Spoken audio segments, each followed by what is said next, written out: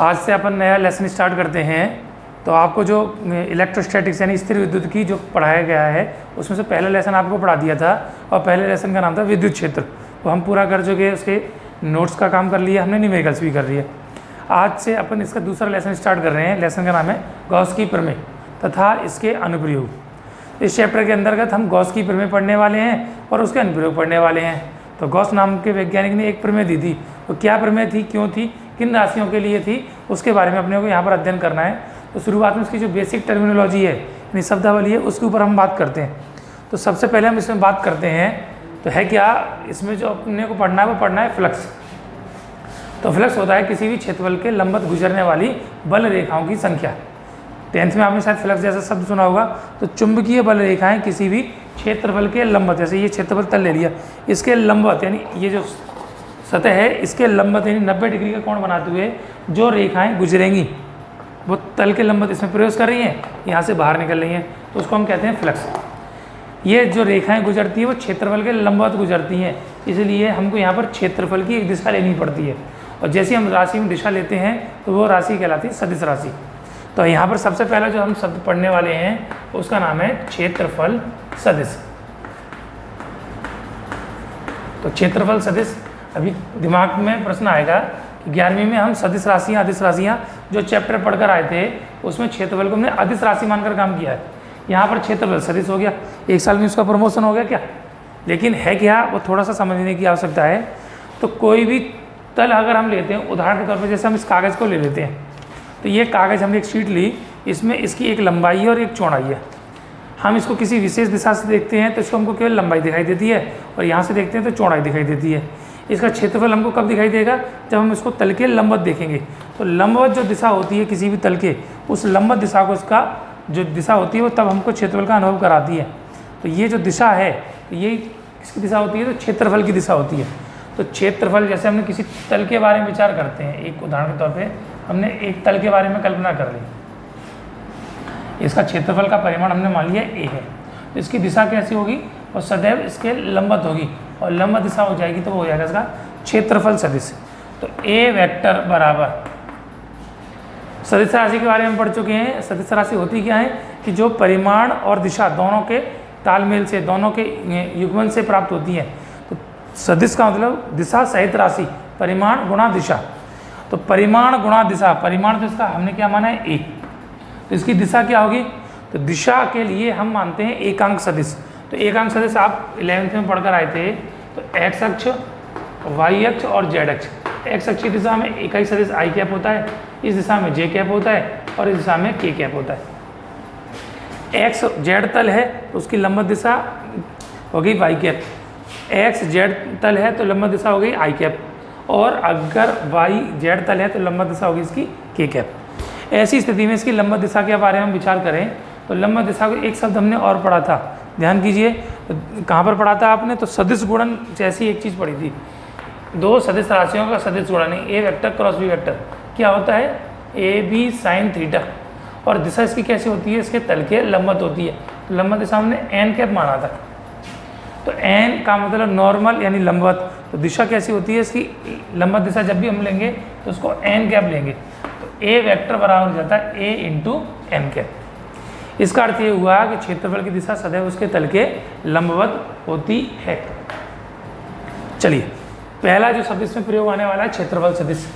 दूसरी चीज़ यहाँ पर जो प्रयोग में आने वाली है उसके बारे में डिस्कशन कर लेते हैं। तो दूसरी चीज़ यहाँ पर अपन पढ़ने वाले हैं फ्लक्स। क्या पढ़ने वाले हैं, फ्लक्स। और फ्लक्स में दो प्रकार के फ्लक्स होते हैं, एक चुंबकीय फ्लक्स, एक विद्युत फ्लक्स। यहाँ पर चूंकि हम विद्युत पढ़ रहे हैं इसलिए इसको हम बोलेंगे विद्युत फ्लक्स, इलेक्ट्रिक फ्लक्स।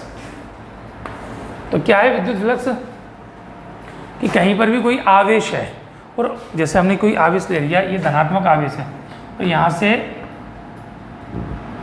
जो है बल रेखाएं निकलेंगी, धन से निकलती हैं, और कोई ऋणात्मक आवेश होता है उसके अंदर ये बल रेखाएं प्रवेश करती हैं। हर जगह से आएंगी और प्रवेश कर जाएंगी किसमें, ऋण आवेश में, और धन आवेश से हर दिशा में निकलेंगी। अब इसी प्रकार अगर हम एक कोई क्षेत्र ले लेते हैं जो एक समान है, एक समान का मतलब क्या होगा कि ऐसा विद्युत क्षेत्र जिसमें परिमाण और दिशा दोनों की एक समान हो। तो तीन हमने बल लिखा नहीं, तीनों की दिशा एक तरफ है और परिमाण भी हमने एक जैसा मान लिया, तो उसको बोलते हैं एक समान विद्युत क्षेत्र। ऐसा कोई एक समान विद्युत क्षेत्र है, उस विद्युत क्षेत्र में अगर कोई तल स्थित है, इसमें हम किसी तल के बारे में कल्पना करें, ये कोई प्लेन है, कोई तल है जो इस विद्युत क्षेत्र में व्यवस्थित है, तो ये बल रेखाएं इस विद्युत क्षेत्र में से निकलेंगी, तो इसके क्षेत्रफल से जितनी बल रेखाएं गुजरेंगी इसकी लंबवत दिशा में, उनकी संख्या को कहते हैं विद्युत फ्लक्स। तो परिभाषा क्या है कि किसी भी तल से गुजरने वाली, किसी भी तल के क्षेत्रफल के लंबवत गुजरने वाली, तल के क्षेत्रफल के कैसी गुजरने वाली, लंबवत गुजरने वाली विद्युत बल रेखाओं की संख्या को विद्युत फ्लक्स कहते हैं। तो टोटल नंबर्स हैं, जितनी रेखाएं गुजर रही हैं उनका जो नंबर है उसको कहते हैं फ्लक्स। अब फ्लक्स होती है एक अदिश राशि। कैसी राशि है ये, अदिश राशि, और इसको व्यक्त करते हैं फाई से। ये जो चिन्ह है इसको फाई बोलते हैं, तो फाई से इसको प्रदर्शित करते हैं। तो फाई बराबर इसका जो सूत्र होता है वो होता है, क्या चीज़ है, गुजरने वाली रेखाएं हैं, रेखाएं मतलब विद्युत क्षेत्र, और विद्युत क्षेत्र को किससे दर्शाते हैं, ई, सदिश राशि है तो ई वेक्टर। और कहाँ से गुजर रही हैं, क्षेत्रफल से, तो क्षेत्रफल के लंबवत गुजर रही हैं, तो ई वेक्टर और ए वेक्टर का गुणनफल है। राशि अदिश है तो गुणा कैसा हो जाएगा, डॉट, तो फाई बराबर हो जाता है E vector dot A vector. इसको अगर हम अदिश गुणन से लगाएंगे तो A vector dot B vector का हम फॉर्मूला पढ़कर आए हैं, A vector dot B vector equal to क्या होता है, ए बी कॉस थीटा। तो ये हो जाएगा E A cos theta. E vector dot A vector से दर्शाते हैं, इसको प्रदर्शित करते हैं, फाई से दर्शाते हैं, तो गुणनफल होता है E vector dot A vector, और गुणन एक अदिश राशि इसलिए गुणा कैसा हो जाएगा, कॉस गुणन, तो ई ए कॉस थीटा। अब मात्रक क्या होगा इसका, मात्रक देख लीजिए, ई विद्युत क्षेत्र की तीव्रता है तो न्यूटन प्रति कूलम, और एरिया है तो इसका मीटर स्क्वायर, तो टोटल इसका जो मात्रक बन जाएगा तो न्यूटन मीटर स्क्वायर पर कूलम, न्यूटन मीटर स्क्वायर प्रति कूलम।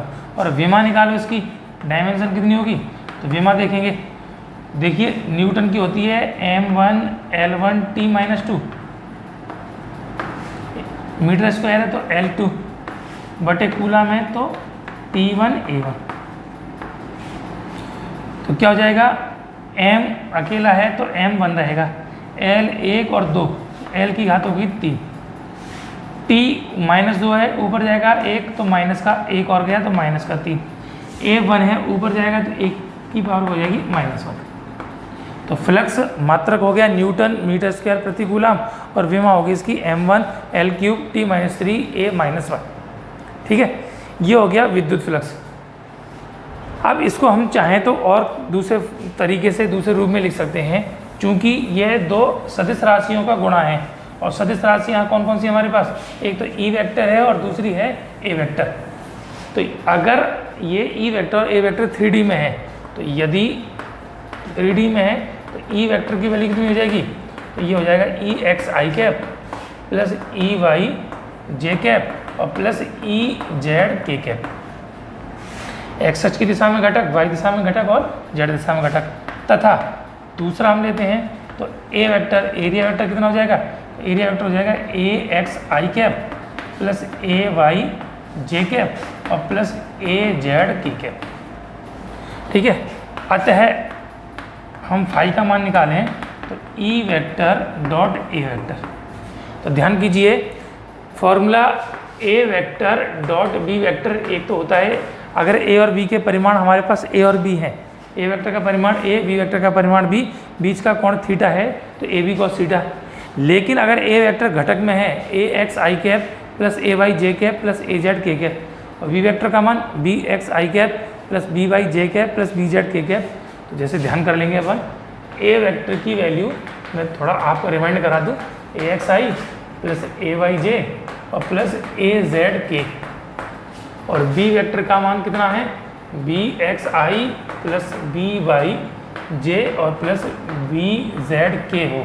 तो A vector dot B vector की वैल्यू कितनी होती है, तो ए एक्स बी एक्स प्लस ए वाई बी वाई और प्लस ए जेड बी जेड। तो ये फॉर्मूला हम यहाँ पर यूज़ करेंगे, तो ए के स्थान पर तो ई है और बी के स्थान पर ए है, तो रिजल्ट कितना आ जाएगा, तो फाई बराबर ई एक्स ए एक्स। इसमें क्या था, आई के पदों का गुणा ए एक्स बी एक्स, जे के पदों का गुणा और फिर के पदों का गुणा। वही काम हम यहाँ पर करेंगे, आई के पदों का गुणा, तो पहला क्या है ई एक्स, दूसरा A x, E x A x, E y A y और E z A z, E y A y और plus E z A z. तो अगर हमको ये 3D में दिए हो क्षेत्रफल, सदिश और विद्युत क्षेत्र की तीव्रता, इन दोनों के मान, इसको हम इस तरीके से लिख सकते हैं, मात्रक क्या है, न्यूटन मीटर स्क्वायर प्रति कूलम। ठीक, तो ये हो गया आपका विद्युत फ्लक्स। तो दो चीज़ हमने निकाली, दो चीज़ों के बारे में हमने पढ़ा, एक है क्षेत्रफल सदिश और एक है विद्युत फ्लक्स। अब तीसरी चीज़ इसमें जो अपने को आवश्यकता है, जिसकी अपने को पढ़ने वाली है, उसको बोलते हैं, तो अगला टॉपिक है नेक्स्ट, वो है सतत आवेश वितरण। आवेश का सतत रूप से वितरण, सतत का मतलब कंटिन्यू, लगातार, एक जैसा, समान रूप से, जिसमें कोई प्रकार का भेदभाव नहीं हो, एक जैसा जब वितरण करते हैं तो क्या बोलते हैं हम, सतत वितरण। अब किसका वितरण है, आवेश का वितरण है। तो कहाँ पर वितरण है, तो ध्यान दीजिए, हम आवेश के बारे में पढ़ चुके हैं कि आवेश जब भी किसी चालक को दिया जाता है तो उसके ऊपर एक समान रूप से, समान मात्रा में, समान रूप से वितरित हो जाता है। अब इसका जो वितरण है वो किस पर निर्भर करता है, तो इसकी जो निर्भरता है वो निर्भरता है जो चालक हमको दिया है, जिसके ऊपर आवेश का वितरण है, उसकी आकृति कैसी है, किस शेप में है, किस तरीके का है वो चालक के। अगर हम तरीके की बात करें, उसकी शेप के बारे में बात करें, तो कितने शेप का चालक हो सकता है, कितने प्रकार की कोई भी आकृति है तो आकृतियों के प्रकार कितने होते हैं, कोई भी आकृति है तो कितने प्रकार की होती है, तो अभी ये आपके दिमाग में जवाब आएगा। तो ये तो कई प्रकार की हो सकती है, जैसे गोला मान सकते हैं और आयत मान सकते हैं, वर्ग मान सकते हैं, घन मान सकते हैं, घना मान सकते हैं, कुछ नियमित होते हैं, कुछ अनियमित होते हैं, ऐसी हजारों आकृतियाँ हैं। लेकिन अगर हम एक्चुअल में देखें, जो भी आकृतियाँ हैं वो मूलतः 3 प्रकार की होती हैं। कितने प्रकार की होती हैं, 3 प्रकार की। तो 3 प्रकार क्या क्या हैं, तो एक है 1 डायमेंशन, 2 डायमेंशन, 3 डायमेंशन, मतलब एक विमीय, एक ही दिशा है, द्विविमीय और त्रिविमीय। तो जैसे चालक की आकृतियाँ 3 प्रकार की हैं, तो उसका वितरण भी 3 प्रकार का होता है। पहला वितरण क्या है, तो अगर कोई भी चालक एक विमीय आकृति का है, केवल और केवल उसकी एक ही दिशा है। उदाहरण के तौर पे जैसे हमने एक तार ले लिया, जैसे ये माइक के तार के बारे को ही ले सकते हैं। जैसे कोई चालक एक पतले तार के रूप में है, इस तरीके से तार के रूप में है, और इसको हम कोई आवेश दें, तो ये सारा का सारा आवेश कहाँ जाएगा, इसकी लंबाई पर। वितरण कहाँ पर होगा, उसकी लंबाई पर। तो यदि चालक एक पतले तार के रूप में है, तब उसको दिया गया सारा का सारा आवेश उस तार की लंबाई पर एक समान रूप से वितरित हो जाता है। ये तार है, तो सारा का सारा आवेश कहाँ पर बटेगा, उसकी लंबाई पर। ये जो आवेश का जो वितरण है, ये जो प्रक्रिया है, समान रूप से लंबाई में वितरण है, इसको बोलते हैं रेखीय आवेश वितरण। क्या कहते हैं, रेखीय आवेश वितरण। तो ये जो प्रोसेस है उसको तो बोलते हैं रेखीय आवेश वितरण। और एक लंबाई पर कितना आवेश होगा, अलग अलग लंबाइयों पर जो है, तो प्रति एकांक लंबाई पर कितना आवेश होगा। तो उदाहरण के तौर पर हमने इसकी तार जो लिया है उसकी लंबाई L मान ली, कुल आवेश दिया Q। तो L लंबाई पर आवेश की मात्रा Q, तो एक लंबाई पर आवेश की मात्रा कितनी होगी, Q/L। तो ये जो Q/L है वो है क्या चीज़, तार की एकांक लंबाई पर उपस्थित आवेश की मात्रा। आवेश सब एकांक लंबाई का है, तो इसको बोलते हैं आवेश का घनत्व। क्या कहलाता है, आवेश का घनत्व। कौन सा घनत्व, तो यहाँ पर केवल एक भुजा में, इसलिए इसको बोलते हैं रेखीय आवेश घनत्व। अभी घनत्व शब्द से कभी कन्फ्यूजन हो रहा हो, तो जैसे घनत्व आपने पढ़ा है द्रव्यमान के बारे में, घनत्व बराबर आपने पढ़ा है द्रव्यमान बटे आयतन। तो जो द्रव्यमान होता है उसके संपूर्ण आयतन में होता है, तो एकांक आयतन में उपस्थित द्रव्यमान की मात्रा उसकी कहलाती है द्रव्यमान घनत्व। चूँकि आयतन में, इसलिए इसको बोलते हैं आयतन घनत्व। अगर वो क्षेत्रफल पे हो तो क्षेत्रफल घनत्व कहलाएगा, लंबाई पर हो तो रेखीय घनत्व कहलाएगा। तो ऐसी ये रेखीय आवेश वितरण है। और एकांक लंबाई पर उपस्थित आवेश की मात्रा को क्या कहते हैं, उसको बोलते हैं रेखीय आवेश घनत्व। रेखीय आवेश घनत्व।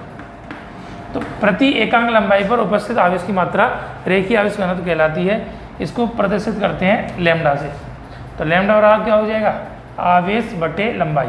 हमने अल्प लंबाई ली है dl, तो आवेश की मात्रा अल्प ले ली, तो dq/dl। ये इसका मात्रा क्या होगा, ऊपर आवेश है नीचे लंबाई, तो कूलाम प्रति मीटर। तो जब भी कोई चालक एक पतले तार के रूप में है तो उसको हम कोई आवेश प्रदान करते हैं तो सारा का सारा आवेश उसकी लंबाई पर एक समान रूप से वितरित हो जाता है। आवेश वितरण की यह घटना कहलाती है रेखीय आवेश वितरण। सतत रूप से तो सतत रेखीय आवेश वितरण भी हम कह सकते हैं। और एकांक लंबाई पर कितना आवेश वितरित होता है, उपस्थित होता है, उसकी जो मात्रा है उसको बोलते हैं हम रेखीय आवेश घनत्व। यह अदिश राशि है, लैम्डा से दर्शाते हैं। तो लैम्डा बराबर dq/dl, मात्रक कूलाम प्रति मीटर। ठीक है। तो पहले प्रकार का वितरण हुआ उसको कहते हैं हम रेखीय आवेश वितरण, और उसमें जो एकांक लंबाई पर आवेश है उस आवेश को बोलते हैं रेखीय आवेश घनत्व। अब दूसरी बात, दूसरा वितरण अभी हमने लिया था पिछले केस में, अगर चालक है एक पतले तार के रूप में तो सारा का सारा आवेश उसकी लंबाई पर चला जाएगा। लेकिन अगर वो शीट के रूप में है, एक सतह के रूप में है, एक परत के रूप में है, तो इसको जो आवेश देंगे तो सारे के सारे क्षेत्रफल पर समान रूप से बढ़ जाएगा।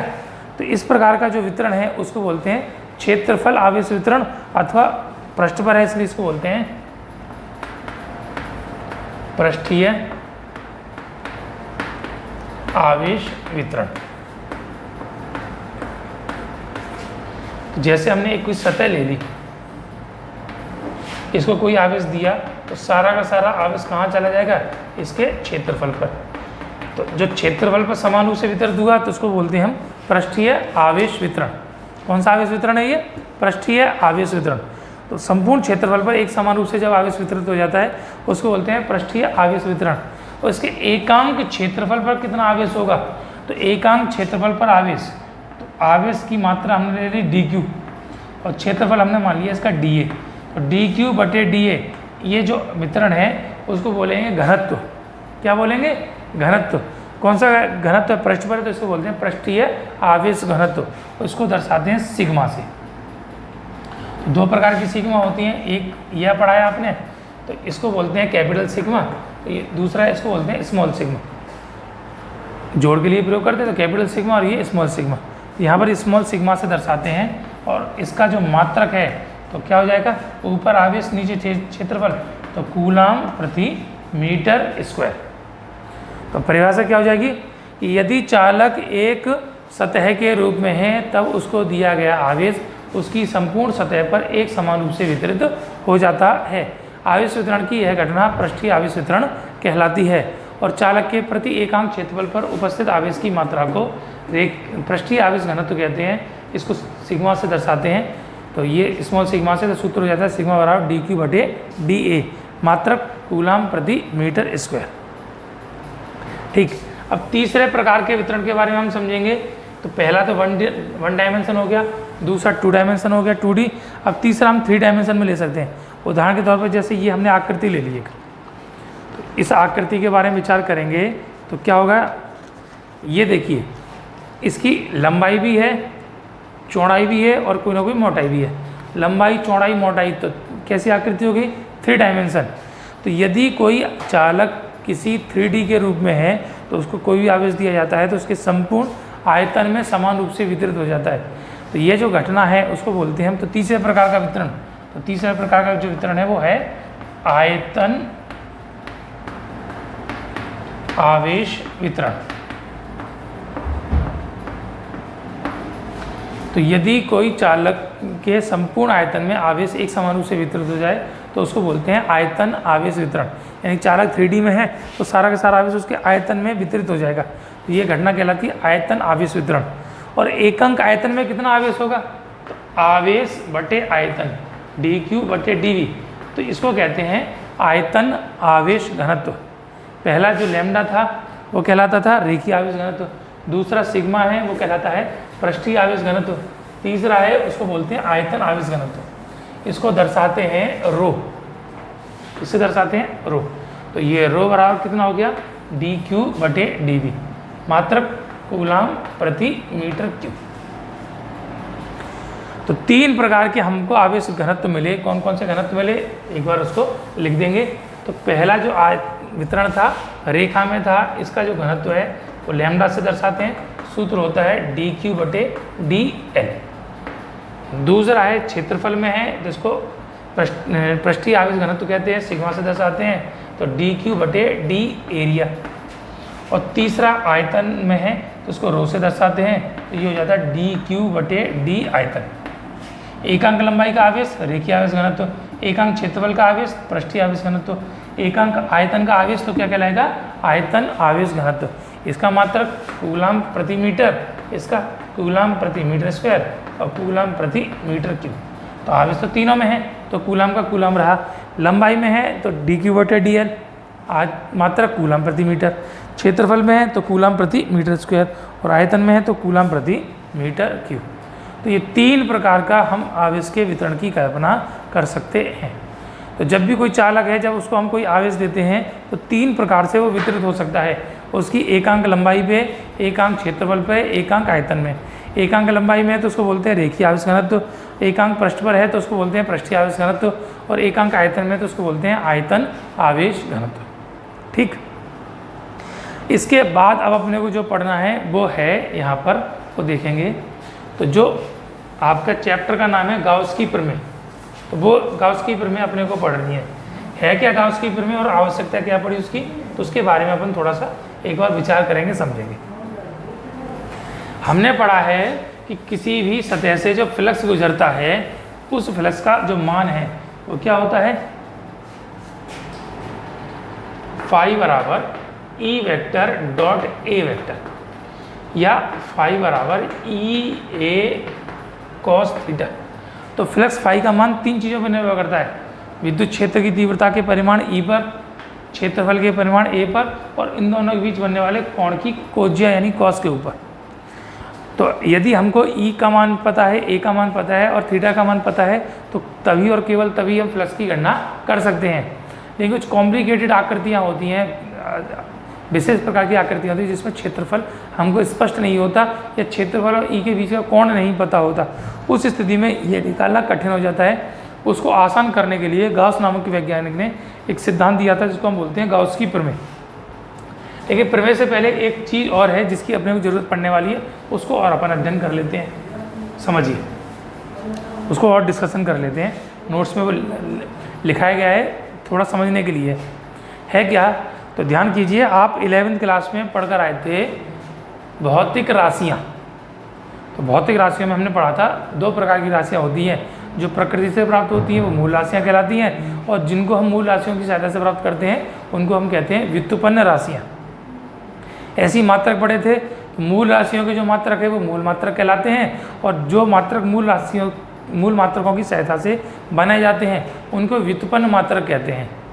लेकिन जो मात्रक थे उसमें एक तीसरी कैटेगरी और थी जिसको हमने नाम दिया था, वो मात्रक कहलाए थे पूरक मात्रक। ध्यान करो, तो पूरक मात्रक आपको 11th में बताए हैं, तो 2 राशियों के बताए थे।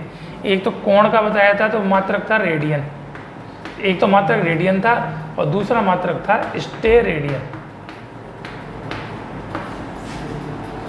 2 पूरक मात्रक कौन कौन से थे, एक तो था रेडियन और दूसरा था स्टेरेडियन। जो पूरक मात्रक रेडियन था वो किस राशि का था, वो कोण का था, और जो स्टेरेडियन था वो किसका था, ध्यान करो, तो वो था ठोस कोण। अभी अपने को यहाँ पर जो समझना है वो ठोस कोण समझना है। तो क्या है ठोस कोण, एक बार इसको समझेंगे। ठोस कोण, कुछ बुक्स में इसको जो नाम दिया है वो दिया है घन कोण। ठोस और घन एक ही बात होती है, तो घन कोण, अंग्रेजी में इसको कहते हैं सॉलिड एंगल। तो ठोस कोण या घन कोण है क्या चीज़, तो ध्यान देंगे, ये कंसेप्ट निकल के आएगा कोण से। तो कोण क्या था बताइए, सोचिए सोचिए, कोण क्या होता है। तो कोण के बारे में पढ़ रखा है, जब कोई 2 डायमेंशन होता है मतलब वृत्ताकार आकृति होती है, तो किसी वृत्त के चाप के द्वारा एक छोटा सा हिस्सा हमने ले लिया, उसके केंद्र पर जो झुकाव बनता है, जितना भी डिक्लाइन होता है, जितना भी झुकाव होता है, उसको बोलते हैं हम कोण। सूत्र क्या था? कोण बराबर चाप बटे त्रिज्या। चाप लंबाई है, त्रिज्या लंबाई है, लंबाई का मात्रक मीटर, ऊपर मीटर नीचे मीटर, मात्रक कट गया, इसलिए हमने इसका मात्रक लिया था रेडियन। क्या लिया था? रेडियन। अब विचार कीजिए कि वृत्त के स्थान पर अगर हम किसी गोले की कल्पना करें, जैसे तरबूज ले लिया, पृथ्वी ले ली, फुटबॉल ले ली, कोई भी गोला है, वो 3D आकृति हो गई। वृत्त है तो 2D आकृति होगी। तो जैसे हम घड़ी मान सकते हैं, साइकिल का पहिया मान सकते हैं, जैसे यहाँ पर एक घड़ी रखी है, तो ये जो आकृति है वो कैसी है? केवल एक तल में है, तो ये कैसी कहलाएगी? 2D, यानी ये आपको नाम दिया इसको वृत्त। लेकिन अगर वो 3D में है, एक फुटबॉल के रूप में है, एक गोले के रूप में देख रहा हूँ यहाँ पर कहीं हो तो एक गोला या फुटबॉल के रूप में है, तो वो क्या आकृति कहलाती है? 3D। तो 3D आकृति में समझिए, वहाँ पर तो केवल परिधि होती है 2D में, और 3D में पूरा का पूरा क्षेत्रफल होता है। तो किसी गोले का कोई पृष्ठ क्षेत्रफल, एक छोटा सा हिस्सा हम लें, और वो जो गोले के केंद्र पर झुकाव बनाएगा, ये हिस्सा हमने काट लिया, तो ये हिस्सा काटने के बाद हमको एक शंकु के रूप में मिलेगा। क्या मिलेगा हमको? शंकु। अब इस शंकु में जो कोण बना, ये वाला कोण, तो ध्यान करो, जैसे छोटे छोटे बच्चे जिनका बर्थडे वो कैप पहनते हैं, इसको जोकर वाली टोपी बोलते हैं, तो जो आकृति होती है वो क्या हो जाती है? वो शंकु आकार आकृति होती है। उसमें जो कोण बनता है अंदर की ओर, ये तो जो वृत्त में काटते हैं तो केवल 2 रेखाओं के बीच का कोण है, लेकिन शंकु में काटते हैं तो पूरा एक गोलाई आकृति का कोण बनता है। उस कोण को बोलते हैं हम ठोस कोण, और इसको दर्शाते हैं, सिंबल होता है ये, अथवा इसको बोलते हैं ये। अब ये कई बार लोगों को दिमाग में रहता है, 10th में आप पढ़कर आए हो, ओम का नियम, प्रतिरोध का मात्रक, और दर्शाते हैं इससे ओम से। तो ये ओम नहीं है, ये डब्ल्यू नहीं है, ये दोनों ही चीज़ें क्या हैं? ये है ओमेगा। क्या है? ओमेगा। ये कैपिटल ओमेगा है, ये स्मॉल ओमेगा है। तो आपकी जो बोर्ड की बुक है इसमें इसको कैपिटल ओमेगा से दर्शाया है, कुछ बुक्स में स्मॉल ओमेगा से दर्शाया है। छोटा सा कोण है तो डी ओमेगा, तो इसको डी ओमेगा से यानी ओमेगा से प्रदर्शित करते हैं। इसका जो सूत्र होता है ठोस कोण का, तो कोण का सूत्र था चाप बटे त्रिज्या, इसमें चाप के स्थान पर पृष्ठ क्षेत्रफल है, तो ये हो जाता है पृष्ठ क्षेत्रफल बटे, वहाँ पर त्रिज्या थी, यहाँ पर हो जाता है जो त्रिज्या है उसका स्क्वायर, पृष्ठ क्षेत्रफल बटे त्रिज्या का स्क्वायर। तो ये हमने डी ओमेगा मान लिया, कैपिटल से दर्शाया तो कैपिटल मान लो डी ओमेगा। क्षेत्रफल हमने मान लिया इसका डी ए, तो एरिया और त्रिज्या हमने मान ली है आर, तो अपॉन में क्या हो गया? R square. अब मात्रक देखेंगे, इसका मात्रक ऊपर क्षेत्रफल तो मीटर स्क्वायर, नीचे त्रिज्या का स्क्वायर मीटर स्क्वायर, तो मीटर स्क्वायर से मीटर स्क्वायर कैंसिल आउट हो गया, मीटर स्क्वायर से मीटर स्क्वायर खत्म। इसलिए इसका जो मात्रक बन जाता है वो मात्रक इसी गोले से हमने काटा है, इस कोण को हम बोलते हैं ठोस कोण, और डी ओमेगा से दर्शाते हैं, ये दूरी आर, ये क्षेत्रफल डी ए, तो d a upon r square. तो मात्रक ऊपर मीटर स्क्वायर नीचे मीटर स्क्वायर कट गया, तो इसका जो मात्रक लेते हैं हम वो नया मात्रक है जिसको हम पूरक मात्रक बोलते हैं, वो है स्टे रेडियन। तो एक हो गया रेडियन, दूसरा हो गया इसका स्टे रेडियन। ठीक है, तो ये ठोस कोण का ये सूत्र है। तो किसी गोले के पृष्ठ क्षेत्रफल के द्वारा गोले के केंद्र पर बनने वाला जो कोण है उसको बोलते हैं हम ठोस कोण, स्टे रेडियन। उसका मात्रक है डी ओमेगा से दर्शाते हैं। अब ध्यान कीजिए, कोण अगर हमारे पास है डी थीटा बराबर, ये चाप की लंबाई हमने मान ली यहाँ से यहाँ तक एक्स है, तो ये डी एक्स और बटे आर स्क्वायर, तो कुल कोण थीटा बराबर क्या हो जाएगा? समाकलन डी थीटा, ऐसा समझ सकते हैं, या सिग्मा डी थीटा। तो ध्यान कीजिए, आपको सोच के जवाब देना है।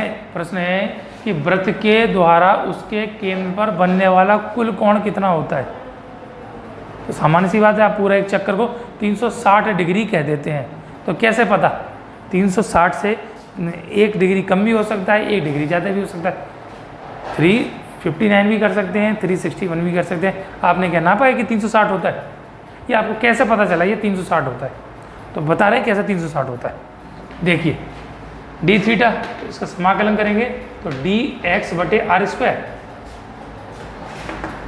इसमें 1/r² बाहर चला गया तो डी एक्स का समाकलन हो गया x। लिमिट देखेंगे तो dx इसका एक छोटा सा हिस्सा है, तो इसकी लिमिट कहाँ से कहाँ तक होगी, कम से कम 0 और ज़्यादा से ज़्यादा पूरा चक्कर, और पूरा चक्कर क्या होता है इसकी परिधि के बराबर, तो 2πr, तो 0 से 2πr, तो 1/r²। dx का समाकलन x, लिमिट 0 से लेकर 2πr, r² नहीं था, dx/r है, सॉरी यहाँ पर r² नहीं है, r है। वैल्यू पुट करेंगे तो 1/r अपर लिमिट तो 2πr माइनस लोअर लिमिट तो 0, तो ये बचा केवल 2πr/r, r से r कट गया तो कितना हो गया 2π। तो कुल ठोस कोण कितना होता है 360 यानी 2π रेडियन। ऐसे ही अगर हम पूरा ठोस कोण निकालें तो ओमेगा की वैल्यू कितनी हो जाएगी, समाकलन डी ओमेगा,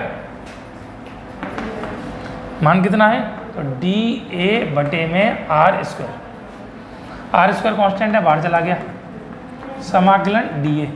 अब क्षेत्रफल का समाकलन हो रहा है तो गोले के क्षेत्रफल का कम से कम हिस्सा 0 और ज़्यादा से ज़्यादा क्या होगा संपूर्ण गोले का क्षेत्रफल, और गोले का क्षेत्रफल कितना होता है, सतह का क्षेत्रफल 4πr², तो 0 से 4πr², समाकलन किया तो 1/r², ये बचा a, लिमिट 0 से लेकर 4πr², अपर लिमिट फिर minus lower limit, upper limit तो 4πr² माइनस लोअर लिमिट तो 0, तो ये बचा घटाएंगे तो 4πr² बटे में r² से r² कट गया तो 4π। तो कुल ठोस कोण कितना होता है 4π। जैसे कुल कोण था हमारा 2π, ऐसी कुल ठोस कोण यानी किसी भी गोले के द्वारा उसके केंद्र पर बनने वाला जो कोण होता है वो होता है 4π, ये ठोस कोण कहलाता है। रेखीय कोण की अधिकतम जो मान है वो 2π तक है, लेकिन ठोस कोण का कितना होता है 4π तक, ठीक है। तो कोण का सूत्र आ गया और ये आ गया, इसका एक कंडीशन और आ जाती है, तो कंडीशन अपन और समझते हैं। तो कंडीशन क्या है ध्यान दीजिए,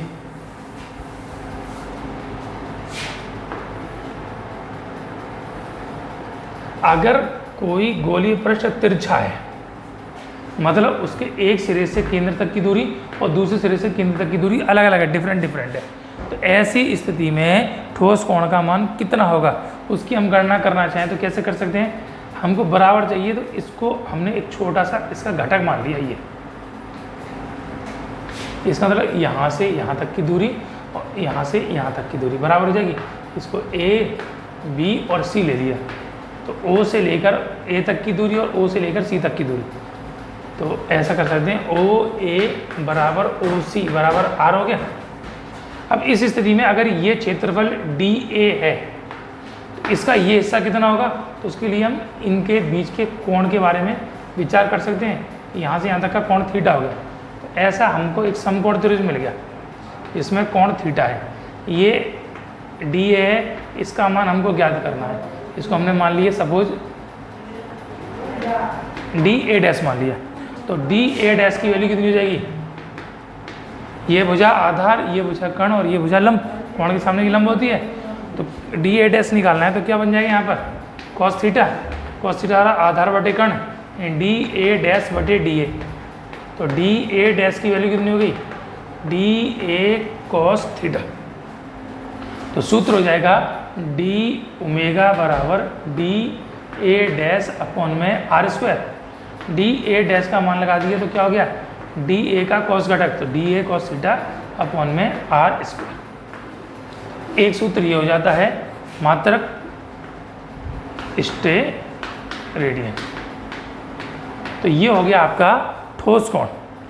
तो अभी अपन ने जो स्टडी किया है आज किस किस के बारे में किया है, क्षेत्रफल सदिश, विद्युत क्षेत्र का संबंध उसके साथ यानी विद्युत फ्लक्स, और उसके बाद ठोस कोण और आवेश का वितरण, 3 प्रकार का वितरण। तो क्षेत्रफल सदिश पढ़ा हमने, आवेश, उसके बाद पढ़ा विद्युत फ्लक्स, उसके बाद आवेश वितरण, रेखीय, पृष्ठीय और आयतन, उसके बाद ठोस कोण और उसके सूत्र वगैरह। तो ये काम आपको ध्यान से करना है, कॉपी में नोट कीजिए और उसको पढ़ना शुरू कीजिए। Thank you.